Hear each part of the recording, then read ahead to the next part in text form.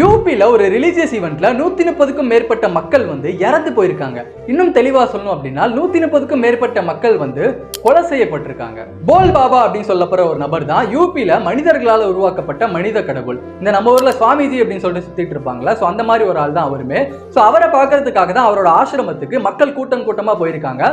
So அந்த கூட்டத்துல பல பேர் கீழே விழுந்து மக்கள்களால மிதிக்கப்பட்டு நசுங்கி சாகடிக்கப்பட்டிருக்காங்க. இதுல ஹைலைட் என்ன அப்படின்னு பாத்தீங்கன்னா, போல் பாபா ஒன்றும் பெருசா கடவுள்லாம் கிடையாது, நம்மள மாதிரி சாதாரண ஒரு மனுஷன் தான். அது சரி, நம்ம ஊர்ல தான் மயில் கல்ல இருந்து மயில் போடுற இறகு வரைக்கும் எல்லாத்தையும் நம்ம கடவுள் தானே நம்பிட்டு இருக்கிறோம். கடவுள் நம்பிக்கை இருக்கக்கூடாது அப்படின்னு நான் சொல்ல வரல.